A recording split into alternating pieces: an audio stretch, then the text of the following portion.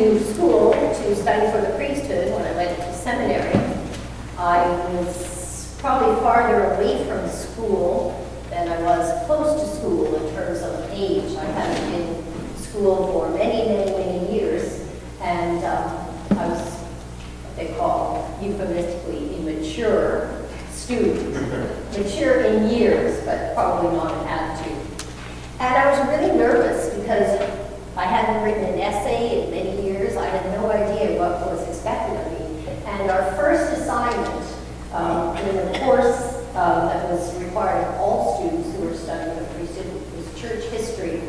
We had to write a book report about a book, any book. You could pick the book, but you had to write a book report about something that had to do with the history of the church, early history of the church. And I did not even know where to start. I thought, how long should it be? Are we talking, should it be like a nice binding, several pages, lots of footnotes? Should it be short? I had no idea what to do. So I thought I'll just ask the professor. And he was a very approachable man. He was a Roman Catholic priest, and he was teaching out of St. Augustine's Seminary, and he seemed a pretty informal kind of guy. So I went and spoke with him, and he was curious as to sort of my story, and I told him briefly that I was coming back to school after a fairly lengthy absence, and he said, well, I really admire you, you're trying to raise a child of your own and come back into a pretty intensive master's program, so if you ever need any help, please call me, I'm always available, here's my private number. So he gave me an idea, and I did my book report, and things turned out well, and that became a really important friendship for me. And we were friends all the way through that year. He helped me and coached me and taught me. I didn't know when I had signed up for his course that he was an immensely popular professor. They had to move his course to a larger lecture room because everyone wanted to take his course. And people were sitting in the aisles all the way down to the front. People were standing in the back. The course was huge. So in the second term, I took another course from him, and our friendship intensified, and we became very close and shared confidences, and he was a great support to me, and really helped me get my feet in what was a pretty alien world for me. And then in the following summer, of course, we all leave school. The following fall, when we came back, he had been dismissed. He had been fired. He and some of his colleagues at the seminary had been fired because it was felt that they were too liberal and that they had been too inviting outside of the Catholic faith to others of other denominations within the Toronto School of Theology. As is the case in the church, there's always lots of politics. But what was more interesting was it was discovered that he had falsified his credentials. He had not attended the university he said he had attended. He had not completed his coursework for his PhD, and in fact had falsified most of his record. It was a heartbreaking thing for me, for many people who were very devoted to this man. We gave him a great deal of credit for assisting them in their path as they worked towards hopeful ordination, or as they simply worked out their faith. And the question really arose, and the question arises now: is it the messenger, or is it the message? Did his import and his impact fail or become diminished because he didn't carry credentials, because he wasn't the person he claimed to be, because he didn't carry behind him the weight of an important professional designation? He had claimed that he had graduated from Oxford University, so many people were quite impressed by that, as you can imagine. So is his message diminished? Was his impact on the students diminished? It was a heartbreak for many people. It was shattering for the institution. It made the papers. It was carried in the Globe and Mail and in the Toronto Star. There was a big uproar. But gradually, as with everything else, the story faded away. And he died in 2009 in relative obscurity and was quite poverty-stricken because, as many of you know, people who are dependent upon the church for their income, as therefore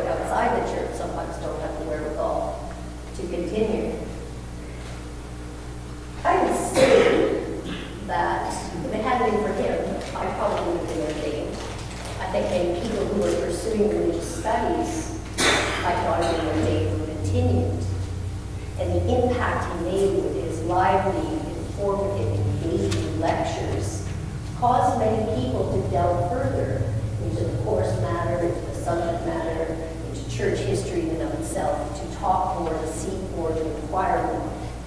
He used to begin every lecture with a story of the day, which was often self-deprecating, stories of how he failed and gone wrong, or made a mistake, or made an error. And it was an enlivening and opening up time for many people who were dealing with a fairly serious subject matter. Our scripture readings today are all about the messenger. They're all about leadership. They're all about whether or not the leader or the messenger is more important than the message. And we have the story of David, the great king, the king who finally unites all of Israel. The north and the southern kingdoms are united in his person. Called by God, as you remember from a few weeks ago, as a simple shepherd to be the king. Yet we all know how flawed David was. He was constantly getting himself in trouble. His personal life was sort of like a Harvey Weinstein of his time. His sons were constantly trying to dethrone him. He frequently had to kill his own children. Yet he was called by God to unite Israel and to be their king. And we look at Paul's story. Paul, who tries to bring the message of salvation to his own people, and his people reject him. He's beaten with iron rods, with sticks, he's imprisoned, he gets lashed, he's shipwrecked, he's imprisoned again, he's kicked out of many towns, and he doesn't understand. And so he tells them today the story of his own call, his road to Damascus story. And yet people still, in Corinth and in other places, reject him and push him on. They're distracted by his message, by the persona of the messenger. And then we come to Jesus, who comes back to his own hometown.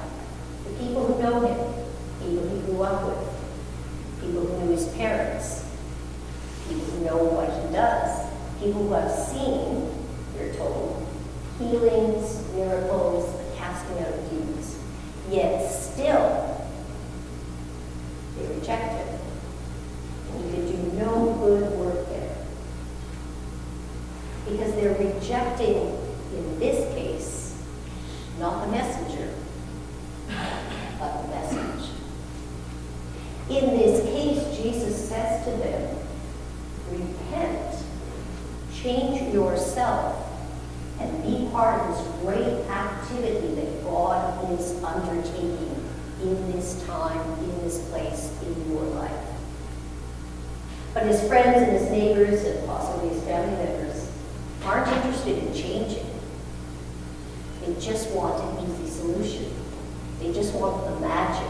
They just want the quick healing, the quick miracle. They don't really want to have to change themselves. And so they reject the message. And how often does that happen in our life? We all know people, you might be one yourself. We go to a doctor, or a lawyer, or a mechanic, or a church, and if we don't like what we hear, we're too challenged by the message. What do? Zach Wilson. Yeah. We move on. We go to someone else. I don't like what that person told me. I'll go somewhere else. I still don't like what they told me. I'll go somewhere else again. We keep going until we hear a message that doesn't challenge us, that doesn't call us out to take an action, that doesn't ask us to do something difficult, like change, or look at ourselves, or look around us.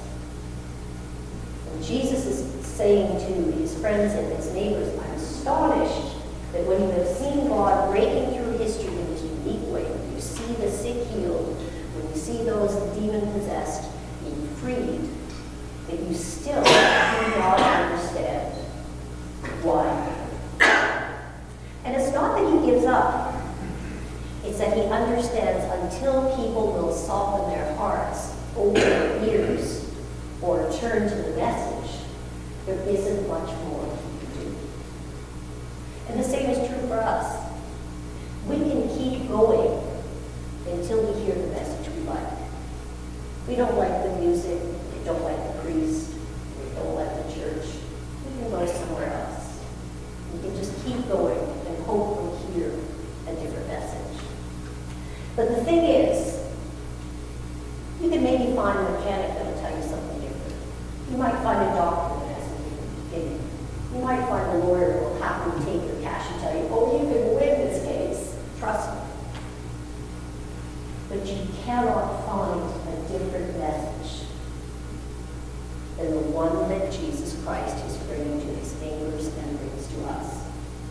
because the message that can change the world hasn't changed.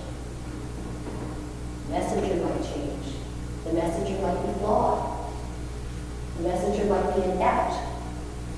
But the message itself continues to stand. So sometimes we need to look around and ask ourselves, has Jesus sent a messenger to me that I'm dismissing because I don't like how they act or how they look or how they sound or how they dress or how they eat or how they smell or the language that they speak? Has Jesus sent a messenger to me that I'm ignoring or dismissing because I don't like what they have to say? We can do that, but we do it at our peril. Because the more we turn away, the less our faith is able to be enriched and deepened and matured and move forward. Jesus could have done many miracles and many healings. Right in his own area, he didn't have to go any further. But it wasn't about just doing a magic trick.